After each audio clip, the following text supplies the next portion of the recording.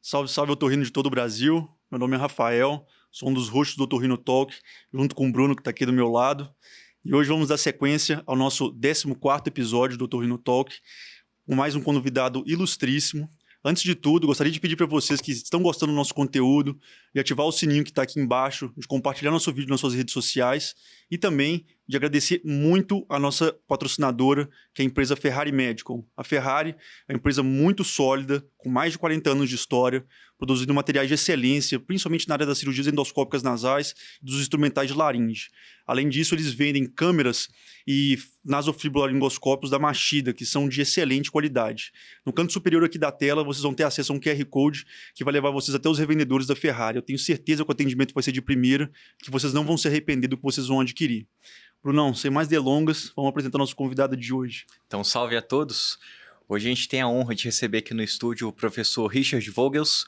O professor Richard é graduado pela Faculdade de Medicina da USP em 1990, residência em otorrino também pela USP em 94, fez seu doutorado em 1998, é diretor do setor de rindologia do HC da Faculdade de Medicina da USP desde 98 também, professor livre docente em 2002, professor associado da Faculdade de Medicina da USP também desde 2002, presidente da ABOL de 2005 a 2008, presidente da Fundação de Otorrino desde 2008 e também publicou como ator e coautor mais de 200 artigos em revistas nacionais e internacionais, além de 13 livros publicados e autor de mais de 98 capítulos de livro também. Então, professor, obrigado por ter aceitado o nosso convite, estar aqui conversando com a gente. E primeiro a gente começa com o nosso brinde. Um brinde.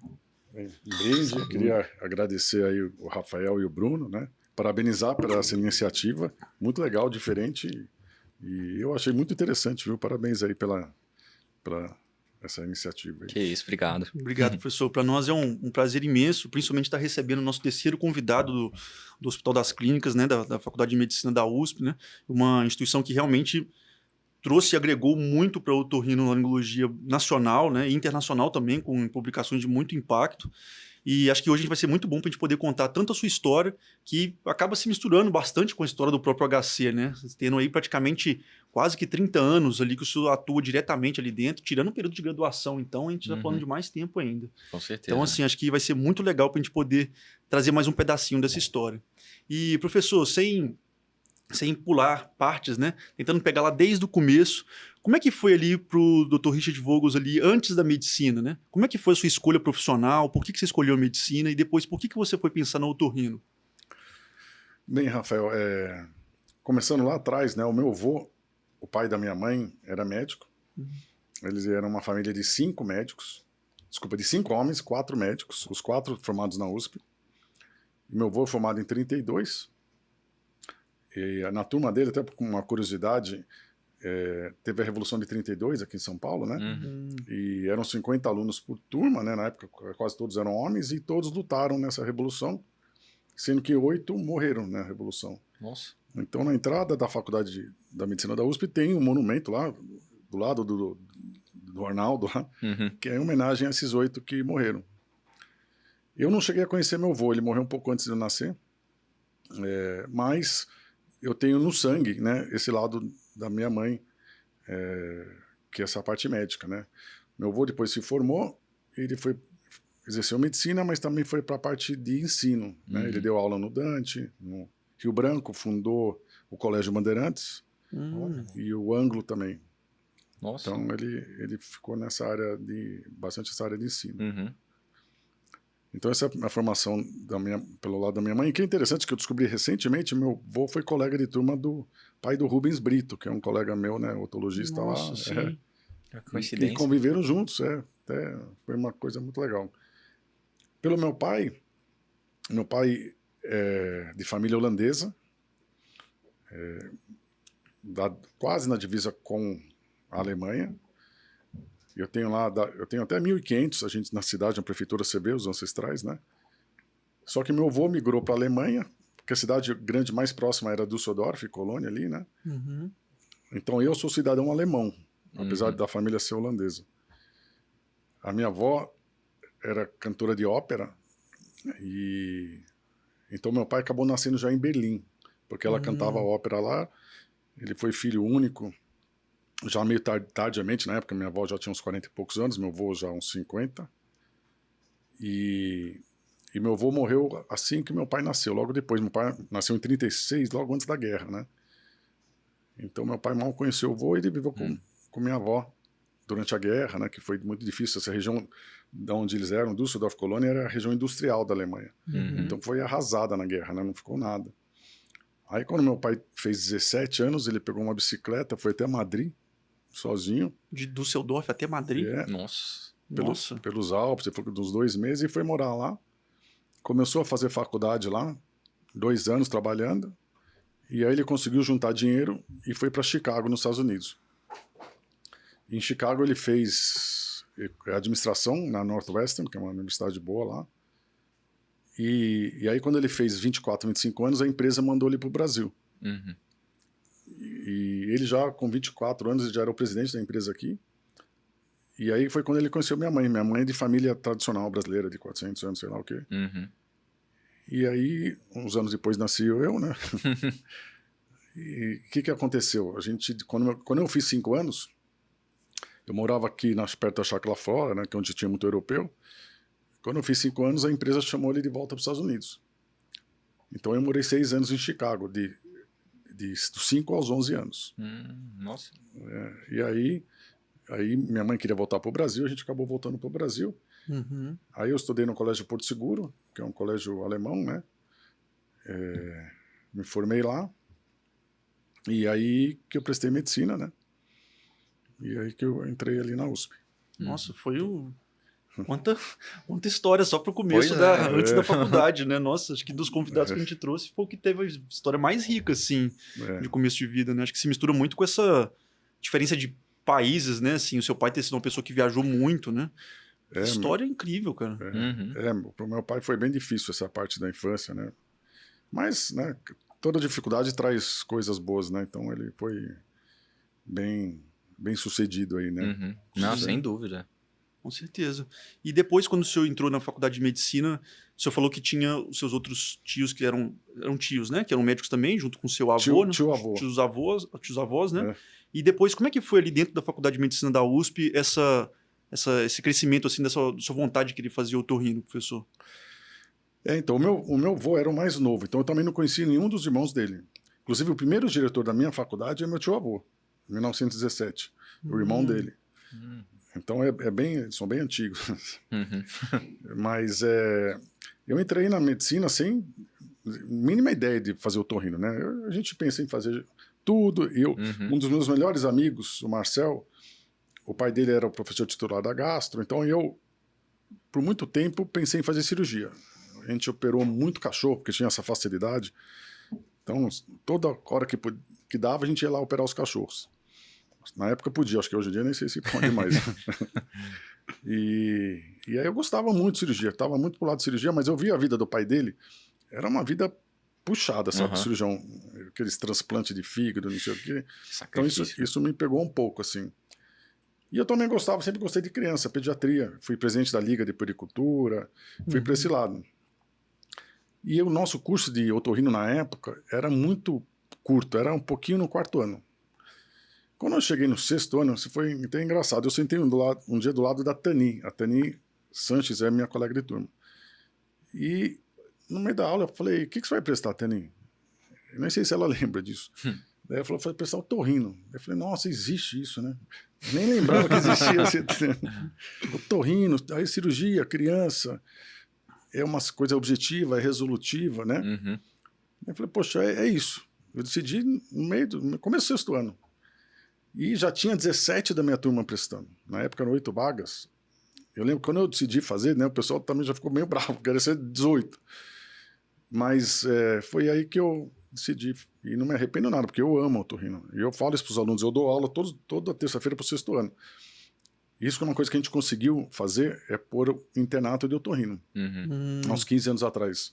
E eu cuido da graduação já faz uns 20 anos. Aí a gente conseguiu pôr internato e o pessoal passa com a gente. Né? E aí eu falei, poxa, a otorrino é tão ampla, né? Tem tanta coisa, é tão legal, né? É resolutiva, é objetiva. Então, Foi assim que eu comecei a pensar em otorrino. Uhum. Nossa, e se o senhor pegar desde o período ali, década de 90 para cá, né, o tanto que a especialidade ampliou, né? Em Sim, termos de... a gente chegou em todos os lugares que a gente nunca imaginou chegar, né? Da base do crânio até medicina do sono, até sim. otorrinologia, né? Foi um desenvolvimento muito pungente ali nesses últimos 20, 30 anos. Eu acho que o que moveu, o que fez, porque assim, na década de 60, 70, ninguém queria saber de otorrino nas faculdades boas, né? Uhum. Era arrancador de amígdala, era até meio desprezado, assim, sabe? Assim, Uhum. dentro. E eu acho que eu peguei essa transição de pessoal valorizar muito, o pessoal deixar de fazer talvez tanta pediatria ou clínica geral, Uhum. e entrou muita gente boa, né? Faz muito tempo que a otorrino é a especialidade mais disputada lá no HC. Uhum. Esse ano foi a mais de vaga por candidato. E então isso traz pessoas boas para a especialidade. Isso faz a especialidade crescer muito mais ainda, né? Isso, Sem dúvida. isso é uma coisa, acho que mundial, né? Da otorrino. E isso de ter contato na graduação também é super importante, né? A gente vê várias faculdades que é isso, quase não tem contato nenhum durante a faculdade. Aí a pessoa não tem nem noção do que é otorrino. Exatamente. Sim, uma das minhas grandes vontades de fazer especialidade, né, quando eu estava me graduando na UFMG, foi ver uma aula de fístula licórica do professor Roberto Eustáquio, né? Que ele, para quem não sabe, né, o professor Roberto, ele desenvolveu, né, foi uma das pessoas que ajudou a desenvolver aquela diluição da fluoresceína hipodensa, né, para poder tratamento das fístulas. E quando ele dava aula disso, ele chegava, nossa, ele ficava muito eufórico, né? Ele gosta muito do tema. E realmente pessoas boas, né, que influenciam gerações mesmo, né? Sim. Se pegar o senhor, né, tantos outros, né, o quanto que vocês não conseguiram influenciar de pessoas a seguirem a carreira no otorrino. E você sabe uma coisa interessante? Quando a Tani me falou de otorrino, aí eu me lembrei, quando eu estava no primeiro ano da faculdade, a Roberta Ribeiro de Almeida fez colégio e faculdade comigo também. Uhum. Só que ela acabou entrando um ano depois, então ela é um ano mais nova. E, na época, precisava fazer um trabalho com alguma especialidade. Aí eu falei, o pai dela é o Clemente, né? Que também é um otorrino super famoso aí, né? E daí eu falei, poxa, eu vou lá no consultório do Clemente. E eu, nossa, adorei o consultório dele. Você vê, tinha fono, tinha um negócio para fazer áudio, não sei o quê. E no sexto ano me lembrei disso, né? Que eu tinha ido lá no consultório dele e tal. Foi uma coisa que me fez perceber o que é otorrino, porque eu acho que muitas vezes você não tem noção. Não tem noção nenhuma mesmo. Sim, com certeza. E como é que foi para o senhor depois essa questão de se apaixonar tanto pela rinologia, assim? Foi durante a própria residência mesmo ou foi uma coisa que veio depois? Olha, Rafael, eu vou te falar um negócio assim. Quando eu entrei na residência, isso é muito interessante, viu? Vou falar que todo mundo sabe lá. Quando eu entrei na residência, a nossa residência era meio período. Meio-dia acabava. Todo dia. E na quarta, chegava quarta-feira depois da reunião clínica, às 9, não tinha mais nada. A gente às vezes ia para o Guarujá, passar o dia lá. E a biblioteca nossa, o livro mais novo que tinha era um Ballinger de 62. Nossa. Então, foi uma coisa assim que me chamou um pouco a atenção, né? Que, poxa, o otorrino precisava evoluir.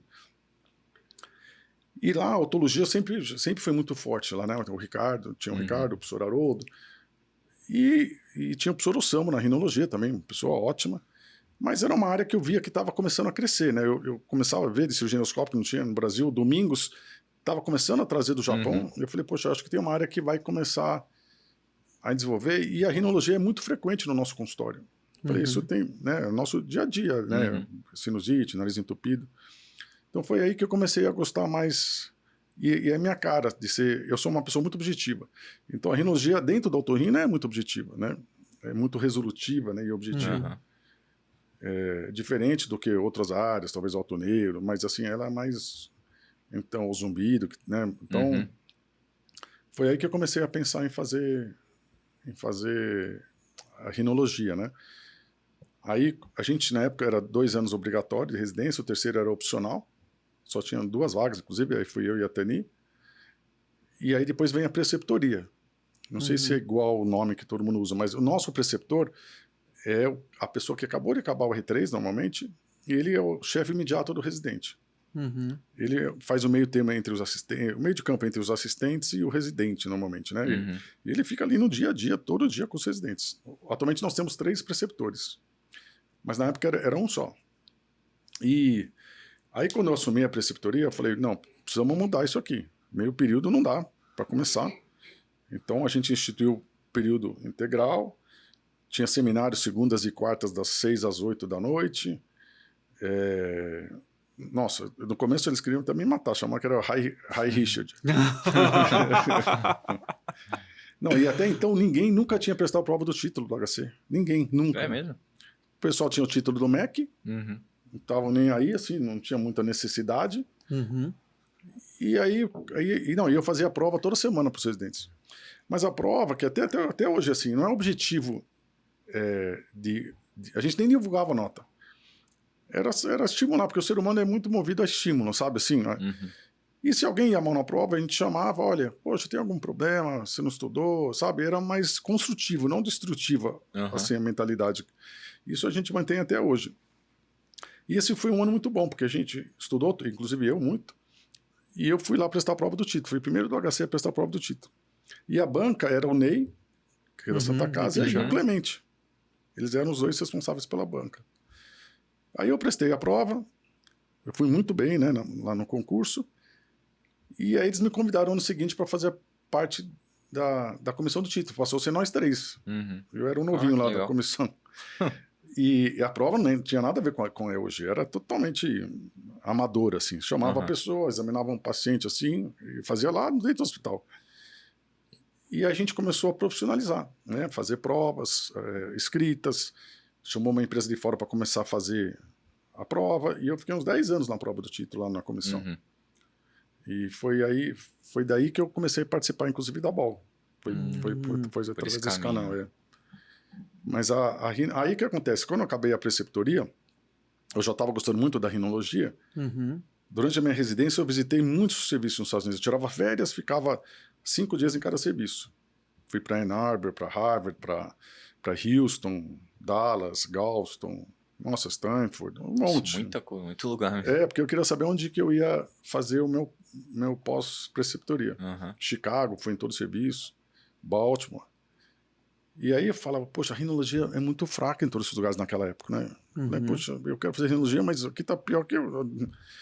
E aí que eu comecei a ver as aulas do Sternberg nos congressos americanos. O primeiro congresso que eu fui da academia, no R1, foi em Kansas City. Tinha eu, o Ricardo, o professor Haroldo e mais 2 brasileiros só. Só tinha 5 brasileiros no congresso. E aí eu comecei a ver a aula dele e falei, nossa, esse cara é muito bom. E aí que eu mudei dos Estados Unidos, que eu já conhecia, já tinha morado 6 anos, né? Que era uma zona de conforto maior para mim, eu falava inglês bem, né?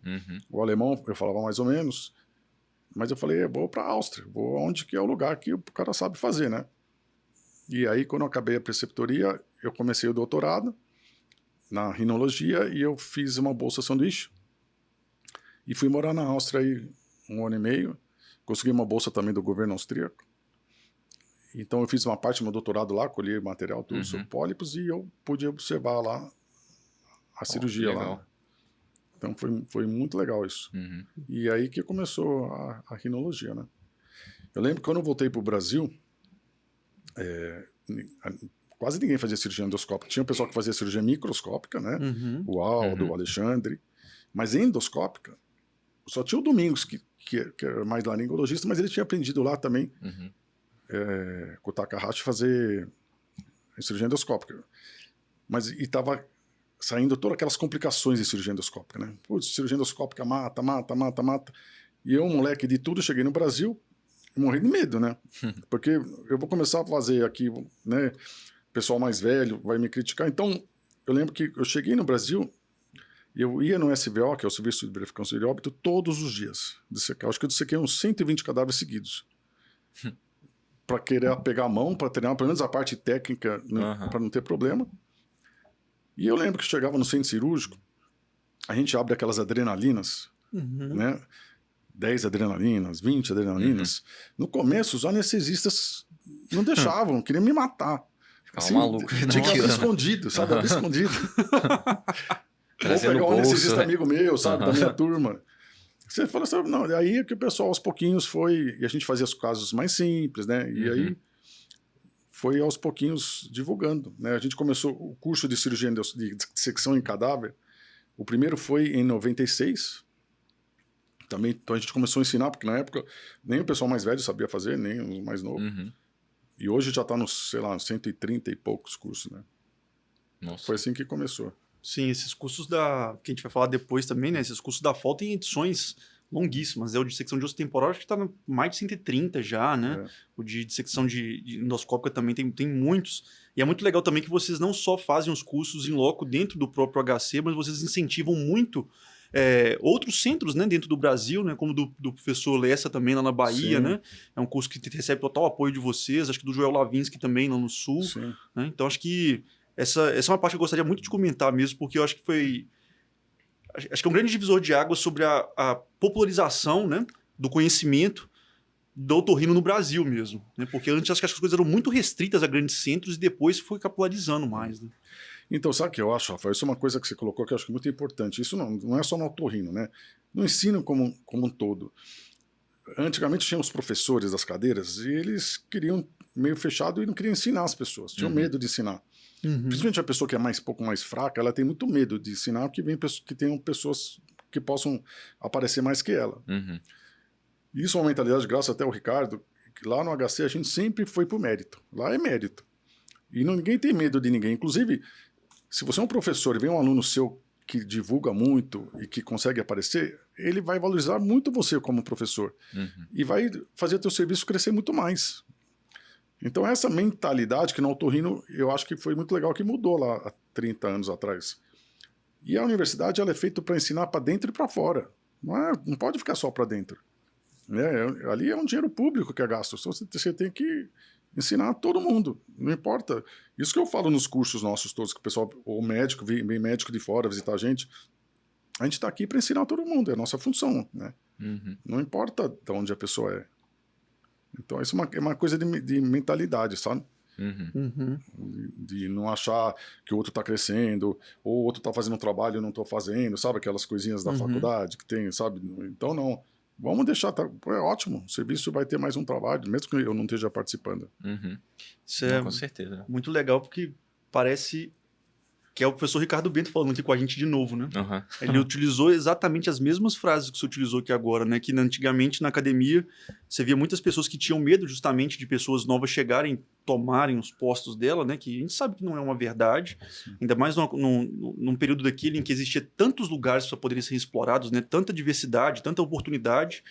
E ele fala muito disso, né? Que o crescimento começou a ser exponencial a partir do momento que você parou de tolir as pessoas, né?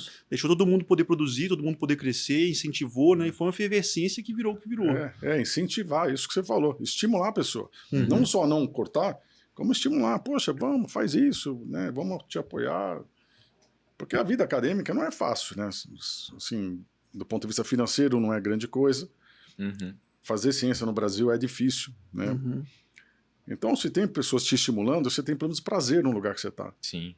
Agora, você vai num lugar que você não tem prazer, porque o outro não vai falar mal de você, não vai te deixar, vai te cortar, aí você, né? Desencana. Desencana total, né? Não, com certeza. E pegando um pouquinho mais, que eu acho que, principalmente para as pessoas mais novas, eu acho que é muito, muito legal salientar bem como é que foi essa questão da experiência sua com o professor Stamberg, né? Para quem não conhece, gente, que estiver assistindo a gente, principalmente os mais novos, o Stamberg, ele foi, junto com o Messer Klinger, que foi um dos mentores dele, né? Ele praticamente desenvolveu muito do que a gente conhece de cirurgia endoscópica nasosinusal hoje, né? Esse conceito de FES, né, da Functional Endoscopic Sinus Surgery, foi mentalizado e idealizado por ele, né? Essa forma de abordar o nariz. Então, acho que quem teve a oportunidade de ir lá conhecer na fonte, em loco, deve ter sido uma experiência assim, incrível, né?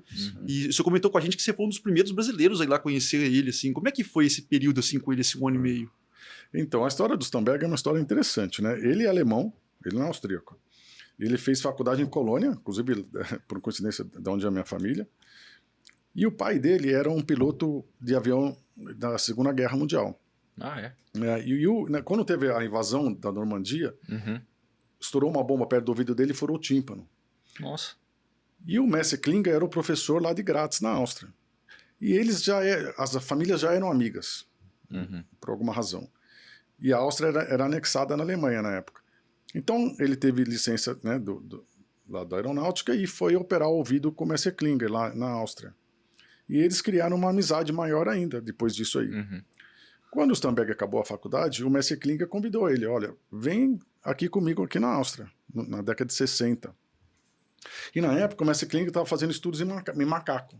E ele que começou a entender melhor o nariz, porque até então não se entendia, né? Se fazia sinusectomia, raspava, a mucosa do seio, né? E ele começou a mostrar, não, tem um batimento ciliar, funciona desse jeito, clearance mucociliar, todo esse conceito da fisiologia, que é a base da cirurgia, veio desses estudos em macaco.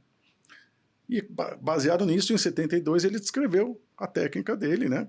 Que é a técnica de Messi-Klinka, que é aquela, né, abrir as lamelas, processo sinado, etc., com o objetivo de melhorar a fisiologia nasal. E o Stamberg era a mão direita dele, que preparava os macacos, que não sei o que, não sei o que lá. Só que o Messi-Klinka não falava muito bem inglês. Era mais velho, obviamente.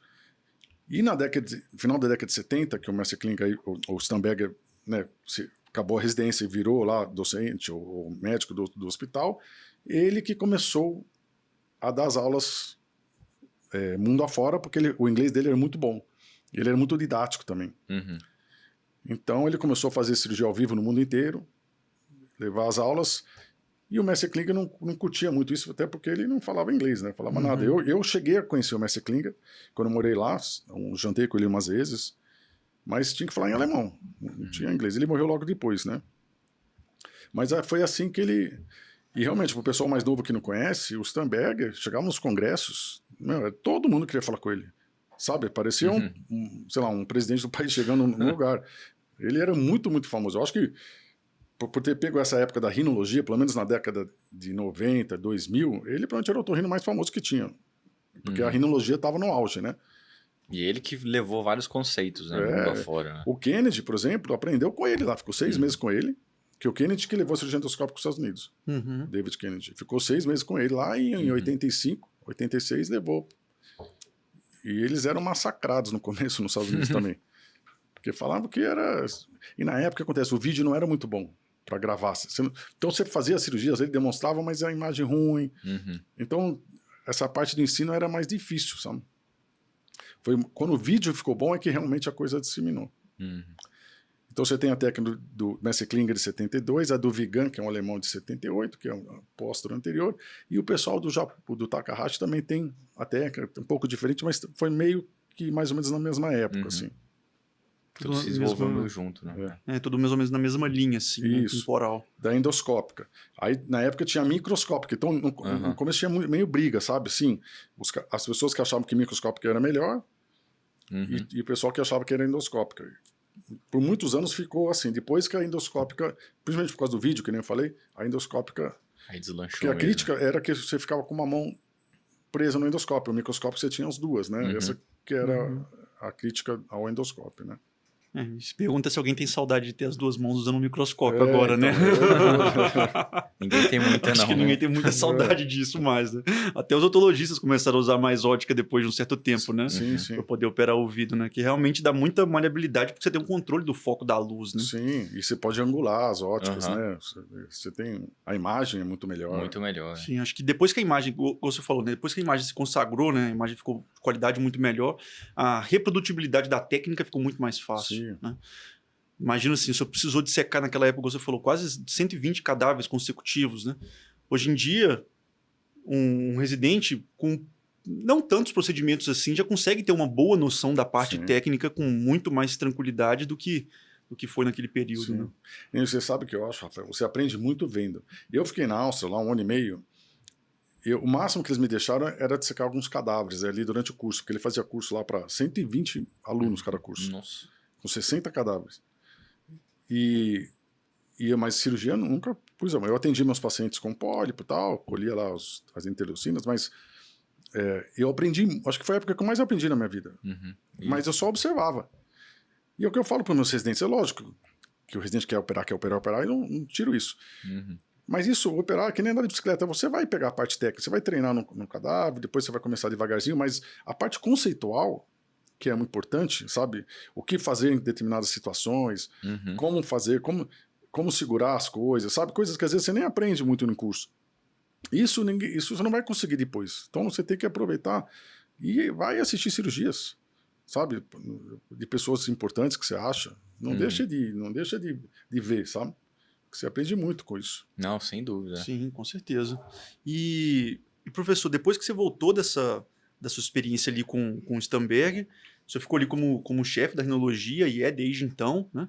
E logo depois teve aquele fato bem legal que a gente estava conversando um pouquinho antes, que foi mais ou menos em 95, quando teve a primeira ideia do que seria a fundação de Otorrino, né? E depois virou esse gigante que a gente conhece hoje em dia e influencia a educação médica em otorrino no Brasil inteiro. Conta um pouquinho mais pro pessoal de como é que foi o surgimento assim, da fundação. Então, a fundação foi a ideia do Ricardo, né? Quando eu voltei da Áustria, o Luiz Ubirajara Senes, né? Que ele é um ano mais velho que eu na residência e na faculdade, mas a gente é muito amigos até hoje. Ele tinha ficado em Pittsburgh, fazendo essa parte mais de cabeça e pescoço. Ele voltou, e eu voltei logo em seguida, e o Ricardo convidou a gente para ter consultório com ele. A gente não tinha paciente, mas tinha consultório.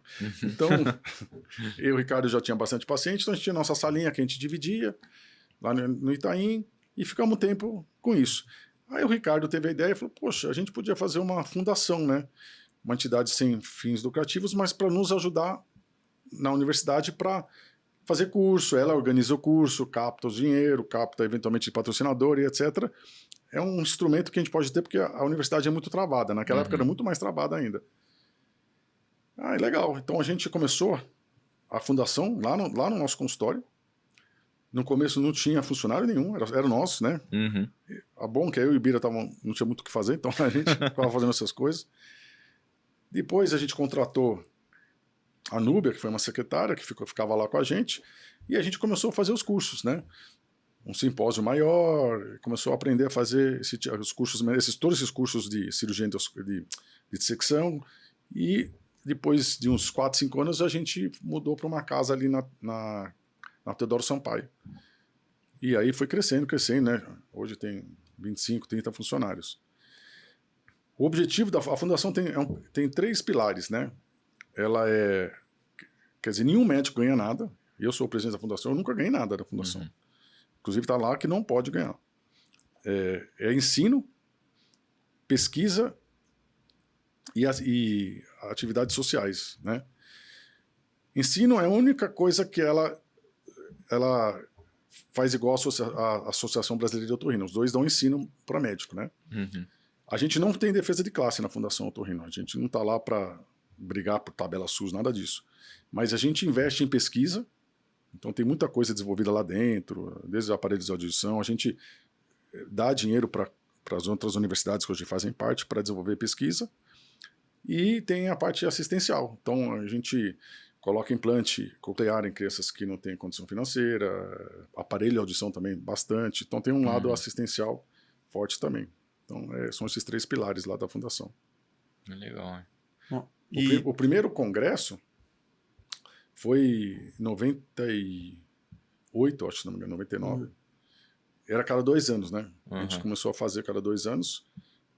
Então, teve o primeiro, depois de 2 anos o segundo, depois o terceiro, depois de 2 anos, aí começou a ser todo ano. Começou. E a gente que faz o congresso, a gente não tem nenhuma empresa que nos auxilia. Por exemplo, a Associação Brasileira contrata uma empresa para organizar. A gente faz tudo lá dentro, para cortar custos, sabe?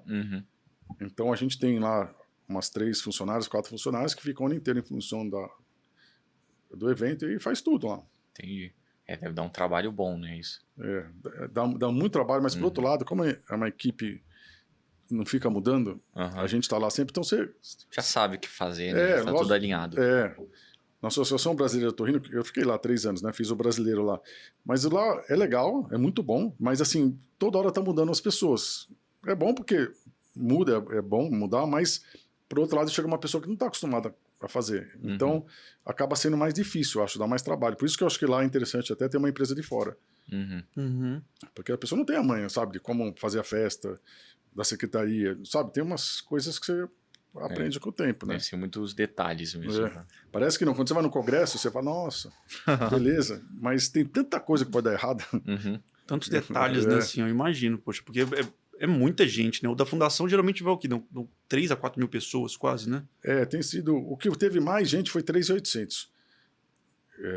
Mas tem sido 3.300. Mas só palestrantes são 700, 800 palestrantes.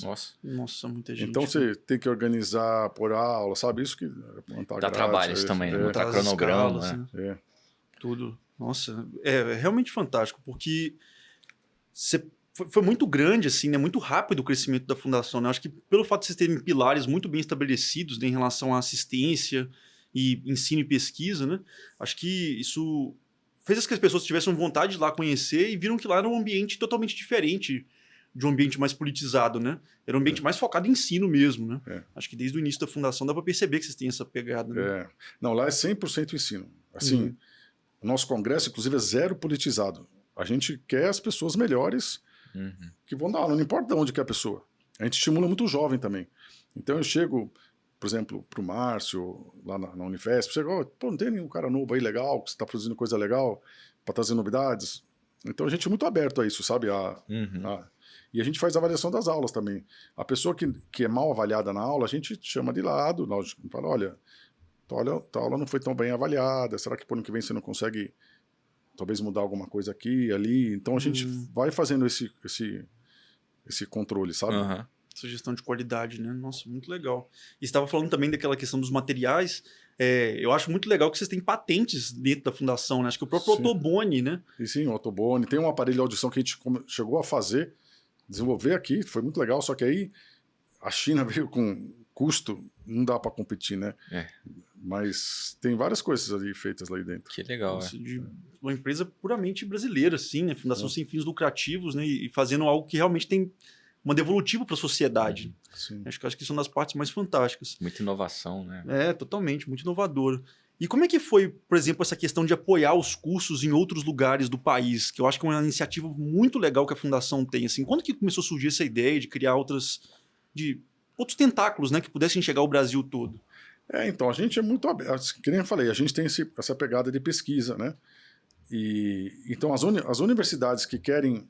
Porque é uma simbiose, né? Eu vou dar o exemplo lá do Marcos. Lá. O Marcos foi muito fácil porque a gente tem uma proximidade muito grande, né? O Marcos ficou muitos anos comigo aqui. E a gente tem a estrutura para fazer o curso, fazer inscrição, toda a estrutura, o know-how de fazer curso, e ele tem a vontade de fazer o curso lá. Só que ele, sozinho, é muito difícil de ter essa estrutura toda. Então você une as duas coisas, entendeu? A gente cobra uma taxa dele para fazer a taxa administrativa, que vai para pagar os funcionários da fundação que tem lá, só que a gente faz tudo para ele. E aí ele só precisa organizar o conteúdo. Se ele tem, por exemplo, começou, a primeira universidade foi o Marcos Mocilin lá do Paraná. Ele tinha interesse também de fazer algumas coisas de pesquisa. A gente chegava, ajudava. Olha, vamos então fazer essa parte aqui para desenvolver um trabalho, XY.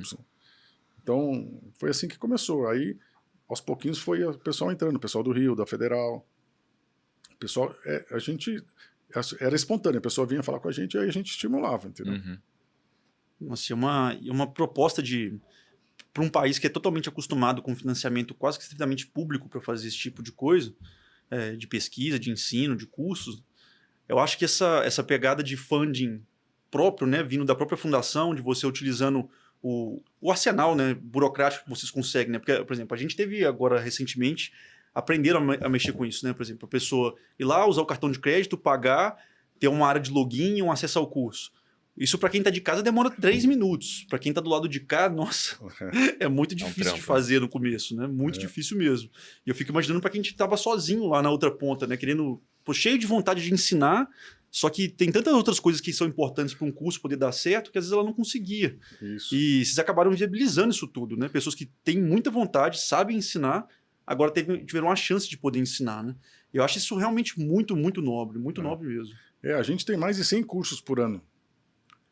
Nossa, muita coisa. 100 por ano? Quase toda semana tem curso. 2 cursos, 3. Estou falando contando não só de São Paulo. Né? Lógico que a maioria estão em São Paulo. Por mas, fora do... mas são mais de 100. Nossa, muita coisa mesmo. Praticamente toda semana tem uns 2, 3. Né? Às vezes até usando teatros, a gente tem que usar teatros diferentes, porque está tendo muita curso com cirurgia transmitida ao vivo, o Bera, que é feito ao vivo, a parte de autoneuro. Nossa, tem muito curso. Que legal, né? Nossa, que isso. Nossa, 100 cursos. Eu não sabia que chegava um número desse, cara. Imagina o nível de organização. E você falou que são só 25 funcionários que dão conta disso tudo, cara. Realmente, essa questão que você falou da equipe faz todo sentido, né? Deve ter funcionários que estão ali com vocês há décadas quase. Né? A nossa diretora administrativa, a Adriana, está lá há 25 anos. Ela é a alma da fundação. E ela realmente veste a camisa, sabe? A fundação é... a vida dela mesmo. É o terceiro filho dela. Nossa, muito legal, professor. E depois, assim, quando o senhor continuou ali na presidência da fundação e ali cuidando da parte da rinologia ali do Hospital das Clínicas, né? Como que foi essa... acho que tem muita gente que tem interesse de assistir isso porque são, às vezes, residentes que estão terminando ali a sua formação. E, às vezes, sonham, né, em, por exemplo, fazer fellowship lá com vocês, né? Como é que foi o surgimento do programa de fellowship em rinologia, que eu acho que o senhor tem um papel fundamental nisso, e como que ele está hoje, assim, o programa? Então, Sr. Rafael, você sabe que o primeiro... existia o fellow informal, né? Que nem que eu falei, o Marcos Lessa foi um fellow informal. Ele fez residência, ficou me acompanhando, né? Entrando nas cirurgias do HC, às vezes que eu não entrava. Começou a fazer doutorado. Aí teve um ano que eu e o Ricardo... Não existia fellow no Brasil. Eu estava conversando até... Poxa, por que a gente não faz fellow? Que nos Estados Unidos tem os fellows, sabe? A gente deu esse nome de fellow, né? E aí, do primeiro ano, teve o de otologia e o de rinologia. Duas vagas cada um. E foi o Fabrício e o Marcos Lessa foram os fellows informais, um ano antes. E aí foi o Fábio Pina... Não, a Francine, foi a Francine, que foi a primeira oficial. Foi logo depois do Marcos. E a Maura Neves, foram as primeiras duas fellows. Depois veio o Fábio Pina e a Tati. E deu super certo. Né? E a gente, lá são 2 anos, né? E o fellow é muito legal, porque o fellow, ele preenche uma lacuna entre o residente e o assistente, sabe?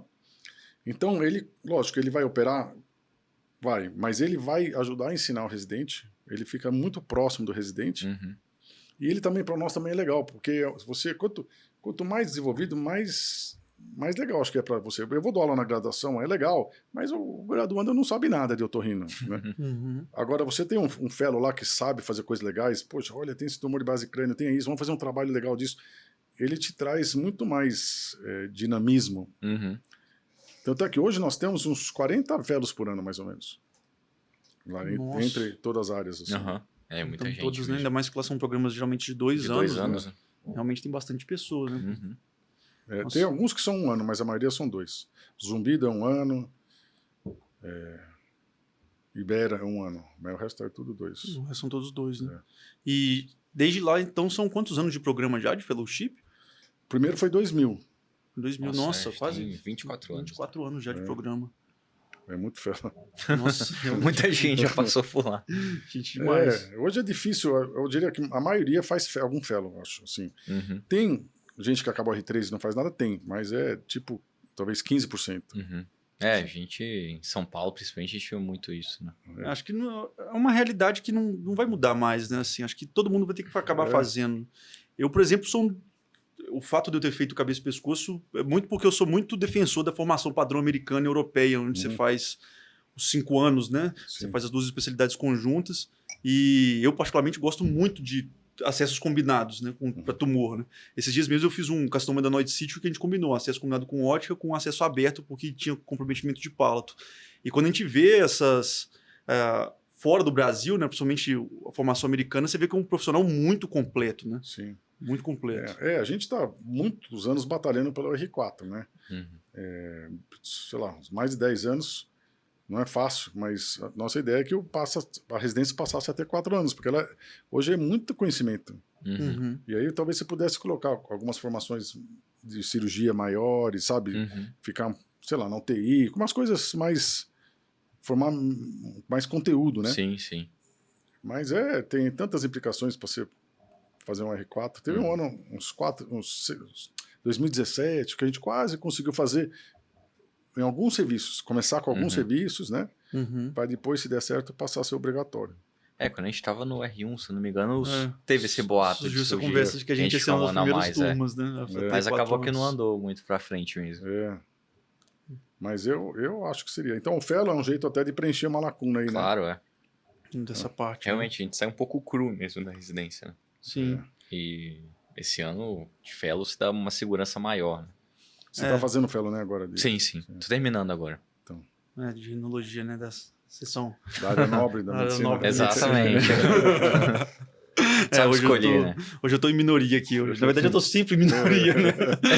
A pessoa que eu tenho que só escolher isso, na verdade. Mas... E, professor, pegando um pouquinho mais agora da sua parte pessoal, assim... como que é o professor Richard, assim, na vida pessoal? Como é que são os seus hobbies? O que você faz, assim, extra-medicina? Olha,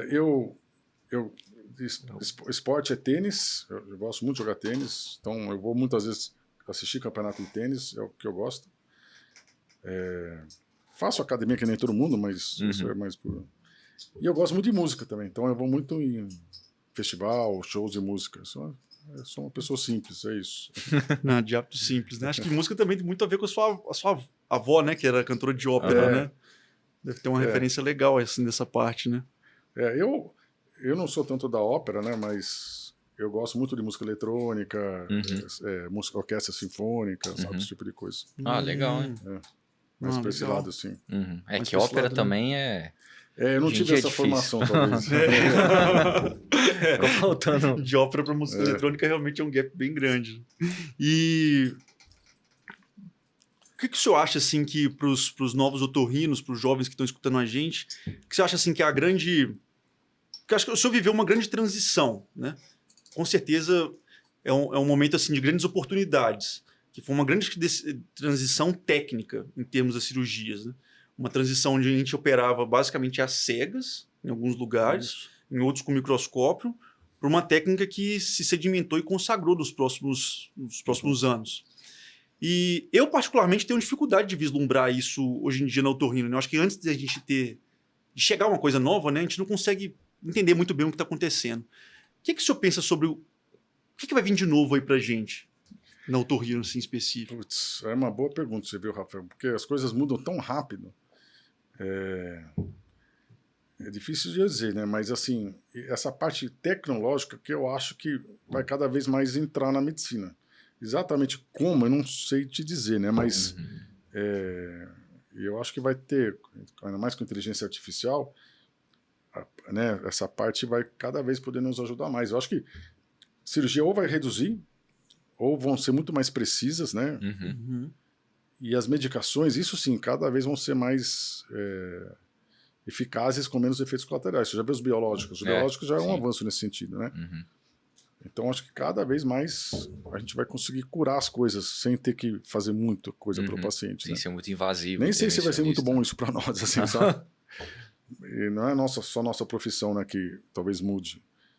Mas eu, se fosse estimular o jovem, eu acho que eu estimularia talvez ir para esse lado aí mais de tecnologia, sabe? Aprender um pouco mais sobre isso, se aprofundar. Começar essa relação. Mas é imprevisível, né? Quem diria que há 20 anos atrás a gente não tinha nem internet, né? Então as coisas difícil de dizer. Eu acho que o fundamental é você gostar do que você faz, né? Isso aí é o mais importante. Acho que realmente, mais do que ficar tentando acertar o bullseye, né? Assim, dar a grande sacada, né? Acho que é realmente voltar para o simples, igual você mesmo disse no começo, que é simplesmente fazer o que você gosta, né, cara? Acho que mais do que ficar tentando ter ideias mirabolantes, né? Vislumbrando as coisas, né? É ter uma rotina que você gosta de verdade, né? Se você tiver uma ideia boa dentro do que você gosta, seria perfeito, né? Fantástico, né? Mas você imagina, eu tenho amigos meus que chegam no domingo e falam, poxa, amanhã é segunda-feira. Lógico, o fim de semana é gostoso, eu não vou discutir isso. Mas, poxa, se você gosta, eu adoro minha semana. Eu não tenho problema nenhum. Às vezes eu estou viajando, vou voltar, né, operar, não sei o quê. Faz falta, né? E tem amigos que trabalham em banco, sei lá onde, os caras acham horrível o dia dele. Então, assim, tudo bem, pode estar ganhando muito dinheiro, pode, mas você tem que ver até que ponto que isso, esse custo-benefício vale a pena, né? Claro, ganha dinheiro pra quê, né? Então tem muito essa coisa. Essa geração mais nova tem seus defeitos e suas qualidades, né? Mas eles pesam mais isso, a parte da qualidade de vida, assim, isso eu vejo, né, nos alunos. Então é um pouco diferente. Sim, realmente é muito gostoso para nós ter essa noção de entrevistar a geração de vocês, né, com a nossa, que a gente vê realmente que tem diferenças muito grandes mesmo. Eu acho que nós vamos ser a última geração que vai ter mais similaridade, né, com a geração dos nossos professores. Sim. Porque o que está vindo de novo aí não tem nada a ver com o que a gente está acostumado, né? Absolutamente nada a ver, né? E é outra mentalidade, né? Assim, N coisas. O meu filho, eu tirei carta quando fiz 18 anos, no dia que eu fiz 18 anos. Meu filho foi tirar com 21. Sabe, assim, isso é uma coisa banal, mas é uma mentalidade diferente, né? Com certeza. Outros prioridades, né? Uhum. Tirar carta naquela época pra gente era tipo... Uma obrigação, liberdade, né? né? Obrigação no senso de liberdade. Né? Um carro hoje para uma pessoa nova daquela idade não tem senso de liberdade 15 anos já nenhuma, aprendi né? a dirigir. Eles têm outra... E eles acho que são um pouco mais resultado mais imediatistas também, sabe? Uhum. Eu, quando era residente, se você mandasse eu dar plantão todos os dias, eu dava. Uhum. Mandava limpar o banheiro, eu limpava. Era assim, hoje já não é mais assim, né? Uhum. É um pouco mais tranquilo. Não estou dizendo que está certo ou errado, tá? Eu só estou dizendo que é diferente. Uhum. Assim, acho que a nossa isso função é mudou realmente muito, né? analisar as gerações, né? Tentar entender os padrões e extrair o melhor de cada um delas. Né? Acho que a geração de vocês tem uma questão muito forte sobre resiliência, né? De serem muito aguerridos assim, com os objetivos que vocês têm. Acho que dessa geração mais nova, acho que é uma habilidade de lidar com o novo também. Sim, Né? Que a gente verdade. realmente tem uma habilidade de lidar com o novo. Acho que, poxa, os mais novos que estão vindo aí, qualquer coisa eles já conseguem mudar e aprender tudo muito rápido. Né? Eles são mais flexíveis. São mais flexíveis nesse sentido. Eu, quando eu comecei a cirurgia endoscópica, que eu falei para vocês, em 95, né? Como não tinha no Brasil, eu viajei muito. Até eu ser presidente da sociedade em 2005, eu acho que quase toda semana eu estava viajando em algum lugar. Uhum. Então teve uma fase da minha vida, esses 10 anos, que foram muito puxados. Muito. Mas é assim, é a fase que você está, né? Recém-formado, que nem a fase que vocês estão agora. E que aprendi muito só de você visitar outros serviços. Você aprende muito. Você está visitando, dando aula. Nossa, foi um aprendizado muito legal. E aí depois eu virei presidente em 2005. E também é outro aprendizado, né? Você ser presidente da sociedade, você aprende um outro mundo, né? E eu fiquei quase 3 anos lá, foi também bem interessante. Uhum. Então, é outra coisa. Então, até para estimular o jovem a participar da Associação Brasileira, porque é uma coisa que você vai aprender lá. Uhum. Muita coisa legal. Que não é só otorrino, né? Uhum. Sim, acho que o que às vezes para quem é mais jovem assiste a gente tem um viés de ter saído da universidade ou da faculdade, que seja, com um viés muito puramente técnico, né? E a gente esquece que o âmbito de relacionamentos realmente é o que muda a sua vida profissionalmente falando, Sim, né? sim. São os relacionamentos que você cria muito mais do que necessariamente as coisas que você sabe, no fundo, né? Acho que se conectar dentro dessas instituições, né? Seja a própria fundação, que tem como a gente ser associado, né? Sim, sim. Tem como a gente se associar na fundação, tem como se associar à Associação Brasileira também, e de realmente tentar ter uma voz um pouco mais ativa, né? De participar disso. Isso. Existe a inteligência, que eu acho que é a inteligência de relacionamento. Uhum. Interpessoal, assim. É isso, é uma inteligência, isso, sabe? Tem pessoas que são péssimas para isso. Uhum. E tem pessoas que são, né, maravilhosas para isso. Isso é uma inteligência. Com certeza. Então, é importante desenvolver isso, sabe? Uhum. E esse associativismo que a gente fala é super importante, né? A gente conversou em outros episódios e uma coisa fundamental e que às vezes a gente vê que está se perdendo um pouco, né? E lá você aprende muito, não só dessa parte, você conversa com o colega lá de Goiânia, com o de Minas, eu tô com essa dificuldade, eu tô com aquela, poxa, eu ensino desse jeito, sabe? Tem um monte de coisas que Isso é muito legal, né? Que você acaba aprendendo lá. Muitos detalhes, né? E do professor Richard, assim, como que foi o desenvolver da sua carreira privada, assim, professor? Porque você falou que foram muitos anos viajando, né? Eu imagino que deve ter sido muito difícil, assim, o começo do consultório. Eu acho que é um negócio que todo mundo tem muita dúvida sobre como que começa, como é que são os primeiros passos. Isso é uma boa questão, sabe? O que eu vi, pelo menos na época que eu me formei, não sei hoje exatamente se está assim, mas eu falo por São Paulo, tá? Que é diferente do resto. Acho que quando você se forma, obviamente você está lá 10, sei lá quantos anos, sem ganhar nada praticamente. Então existe uma necessidade até, e uma vontade de você ganhar dinheiro. Agora, lógico que você pode dar plantão, trabalhar para os outros, tem todas essas coisas, mas você pode se dedicar um pouco para uma carreira privada ou entrar mais de cabeça na parte de convênio. Também não quero dizer o que é certo e o que é errado, mas se você entrar na parte de convênio, você vai mais rapidamente ganhar dinheiro. Porque você vai lá atender, vai ter mais volume, né, nem que seja seu ou de outras pessoas. No privado, que aconteceu comigo, eu fiquei muitos anos lá atendendo um paciente por tarde. Não era no começo não era lugar para ganhar dinheiro. Eu tentava pagar minhas contas lá. Mas um paciente que eu atendia, que valia, sei lá, uns 15 financeiramente, né? os 15 que eu atendia no plano de saúde. Então não demorou muito para o meu privado já ser maior do que seria o meu convênio. O convênio você ganha rápido, mas você depois você não consegue evoluir, porque você tem número de horas que você pode trabalhar por dia. Uhum. O privado demora mais, mas depois que você começa a ganhar, você ganha muito mais do que no convênio. Uhum. São Paulo, eu acho que tem uma grande vantagem que o povo daqui, pelo menos o povo mais diferenciado, ele tem esse costume de ir em médico privado e pedir reembolso, né? Uhum. Que lá fora, não, o paciente tem Unimed, ele vai querer Unimed, ele nem pensa em ir no privado. Uhum. Então eu vejo que o pessoal nas cidades menores tem mais dificuldade de ser privado, não sei que realmente o cara é o bambambam da cidade. Você vê pediatria, por exemplo, hoje, até o pediatras novos, muito difícil atender convênio, porque é uma consulta de 1 hora, difícil, desgastante, e os pais querem gastar dinheiro com o filho, né? Então, o que eu vejo, no meu consultório, nós somos 9 otorrinos lá. Só tem paciente privado. Eu sou o mais velho lá. A maioria foi meus ex-fellows e tal. Mas eles estão bem hoje. Se você me falar, é lotado o consultório, não é. Tem de 5 pacientes por dia, 6. Mas tenho certeza que ganha mais do que ganharia se estivesse atendendo um convênio com uma qualidade de vida melhor. Com certeza. Porque uma coisa é você dedicar 40 minutos para um paciente, 50, 1 hora, explicar com calma. Outro você tem que atender em 10 minutos. Sim.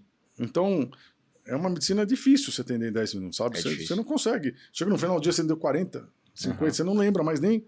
Você come muita bola nesse você caminho. Não consegue, Também, Então, o prazer também de você fazer medicina dessa forma, acho que é maior, de você atender menos pacientes. Mas pode ser que tenha fase da vida que possa fazer esse sentido. Mas o que eu vejo na prática? A pessoa que entra no convênio, depois é difícil dela migrar para o privado, porque ela vai ter que parar de atender, vai ficar um tempo sem ganhar dinheiro, ou pouco dinheiro, porque você tem que formar a tua clientela, né? E às vezes está numa fase da vida que ela não consegue fazer isso, está com família, filhos, sabe? Às vezes tenta parar alguns. Mas eu vejo que na prática, quem entra no convênio costuma ir para o convênio. Quem fica no privado, fica mais no privado. Então acho que é uma escolha que você vai ter que acabar fazendo quando você é mais novo, sabe? Eu, obviamente, recomendo fazer o privado, mas você vai falar, poxa, será que vai dar certo para todo mundo? Eu não sei. Eu tenho a sorte que eu vim da USP, então hoje muitos colegas meus, que são colegas de turma, que têm um consultório muito bom, me mandam paciente. Então é uma fonte de paciente, mas minha principal fonte de paciente é paciente. Hoje. Porque hoje já tenho 30 anos de consultório. Então, hoje chega uma hora que eu não precisaria nem mais de médico me mandando, só os pacientes me mandam, mas isso demorou. Então não tenho uma resposta exata para isso, mas eu acho que por qualidade de vida, se você conseguir ir para o privado, é melhor. Tem que ter paciência também, né? Tem que ter. Então, você tem que pensar, olha, eu acho que assim, dos 30 aos 40, você não vai ganhar grande fortuna. Ainda mais que, eu lembro quando eu tinha uns 30 anos que eu fazia cirurgia endoscópica, me mandava, o médico chegava, eu tinha cara de 30 anos. Nossa, o senhor é novinho, né? Vai me operar, sabe? Tem aquela coisa também, sabe? Com certeza. E um cara que tá pagando privado, entendeu? E também no começo, os teus colegas de turma, pessoal, eles também não têm paciente particular. Que são todos novinhos também. Então, no começo, tudo é mais difícil. Mas eu acho que você tem que plantar semente lá, nem que você vá uma tarde por semana, 2, você tem o teu consultório privado, aos pouquinhos, né, os amigos vão mandando os conhecidos e deixar aquilo lá crescer. Essa aqui é a minha recomendação. Legal, é bem legal ver isso mesmo, porque é uma coisa frequente, né? A gente que é recém-formado, a gente sempre fica com essa dúvida, o que fazer, né? E legal ver de pessoas como o senhor, assim, esses exemplos, né? Que nem eu falo, no meu consultório são 9, sou eu e mais 8, e todos fizeram isso. Normalmente meu fellow, eu falei isso para eles quando eles eram fellow, vai lá, fica numa sala uma tarde, não sei o quê, e estão super felizes lá. Que legal. Uma, inclusive, a gente até conhece, que é chefe nossa no pronto-socorro, né? A Mariana. Isso. Mariana Esbrana. Um grande salve para ela ela também. Gente, um grande abraço para a Mari. Eternamente grato a ela. Inclusive, mandei para ela o nosso roteiro de entrevista, assim, né? E ela deu algumas sugestões pra gente de temas pra gente poder falar. Ela é uma pessoa super querida nossa. Assim. É uma pessoa fantástica. Nossa, ela é ótima. Ela é muito boa mesmo. Sim. Eu acho muito, muito legal essa frase, esse contexto que o senhor acabou de dizer, acho que pega muito no contrapé daquilo que a gente conversou sobre as gerações, né? O senhor acabou de falar que entre os 30 e os 40 você não pode esperar ganhar muito dinheiro, porque é o momento que você está plantando para você poder colher um pouquinho mais lá na frente. Nossa, isso é quase que um soco na boca do estômago da nossa geração e do pessoal mais novo, né? Que já quer as coisas realmente muito imediatas, né? E escutar isso de uma pessoa que, poxa, já foi presidente da Associação Brasileira de Otorrino, presidente da FAO durante tantos anos, né? Publicação de N artigos, N coisas, né? O currículo do senhor é muito extenso. E escutar isso do senhor é um negócio que particularmente me deixa um pouco mais feliz, um pouco mais tranquilo. Né? De que é um período que é difícil para todos, né? E que é realmente de muito plantio mesmo. Então, no começo você dá muita dúvida assim, no consultório. Poxa, eu estou aqui, tenho 2 pacientes, não sei o quê. Sabe, você fica... Né, você começa a ter uma namorada, não sei o quê. Então, você fica um pouco difícil. Mas com o tempo vai dar certo. Vou dizer para você, eu não me lembro de ninguém que tenha ido para esse lado. Lógico, uns se deram mais certo, outros menos certo. Mas, assim, não tem ninguém que tenha voltado atrás, sabe? Que se arrependeu, né, de ter feito isso. Legal. E o do contrário a gente vê bastante, né? O pessoal que foi para full convênio assim, né? E quando se viu... É porque você não é o dono do seu tempo, né? Não é o dono de si mesmo, né? Assim, a pessoa fala o que você vai fazer e pronto, acabou, né? E aí o plano descredencia você, sei lá, começa a exigir, começa a interferir no seu trabalho, né? De como que você deve operar, o material que você vai usar. Claro, isso é extremamente frustrante, né? Sim, com certeza. Bom, professor, acho que eu consegui tirar todas as minhas dúvidas pessoais assim, sobre sua carreira, né? E extrair do senhor informações valiosíssimas que eu vou levar para mim, né? Espero que vocês também levem de casa para vocês esses ensinamentos que a gente teve com o professor Richard hoje. Queria muito agradecer a sua presença. Acho que já é o nosso terceiro convidado do Hospital das Clínicas e que venham mais, porque sempre brilhantam muito a nossa noite, trazem muito conhecimento. Né? E o que eu acho mais legal de ver é que realmente vocês têm uma... Todos que vieram até aqui, até agora, têm uma linha de pensamento muito parecida. Você vê que é uma linha de pensamento muito uniforme. Né? A mensagem que vocês querem passar é uma só. Né? Tanto do professor Ricardo, quanto do professor Domingos e a sua também. E eu não duvido nada que quando trouxer o Bira aqui, por exemplo, que se estiver escutando esse episódio, que venha também conversar com a gente. Estamos tentando falar com ele. Vai ser uma conversa realmente unânime. Né? Então, acho que foi muito legal poder mostrar a cara do Hospital das Clínicas, né, com esses 3 convidados. E a gente só tem a agradecer ao senhor. Espero que o senhor tenha gostado da presença aqui com a gente, desse papo. Eu gostei muito. A gente, sabe o que acontece lá? A gente é muito amigo. Muito, muito, muito. Eu, Bira, Domingos e todo o pessoal lá, o Rui, todos. A gente, desde que eu tô lá, nunca vi uma briga lá, nesses 30 anos, uma discussão, nada. Sabe, tudo é uma energia, não sei se é do bem que fala, mas assim, tá todo mundo se ajudando. Isso que acho que o Ricardo conseguiu pôr isso lá dentro, isso que diferencia, eu acho. De você não ter lá achando que um tá querendo passar a perna em você. E isso, acho que talvez pela personalidade das pessoas também lá, acho que isso ajuda muito o serviço, né? Quando começa a ter briga no serviço, é sempre ruim, né? Então acho que é mérito do Ricardo que conseguiu. E é isso, a gente lá, todo mundo se ajuda. Queria agradecer vocês dois, né? Bruno, Rafael, parabéns aí pelo trabalho de vocês, né? Pela inovação, você vê, isso é uma inovação. E com certeza vai dar muitos frutos. E sempre conta com a gente no HC também para tudo, viu? Eu falei, a gente obrigado. Lá aberto para sempre, para todos lá. Obrigado, professor. Obrigado, professor. Obrigado por ter aceitado vir aqui conversar com a gente, gastar um pouco do seu tempo, e realmente acho que foi muito produtivo, não só para a gente, quanto para todos que vão ouvir esse podcast. Então a gente é muito grato, senhor, por ter vindo aqui e tomado umas com a gente e conversado um pouquinho. Então, pessoal, esse foi mais um episódio do Otorrino Talk. Espero que vocês tenham gostado. Compartilhe com seus colegas nas suas redes sociais. Vamos levar essa mensagem aí dos grandes nomes do otorrino para todo o Brasil, para a gente poder cada vez mais sedimentar o nosso orgulho pela nossa especialidade. Fiquem com Deus e até a próxima.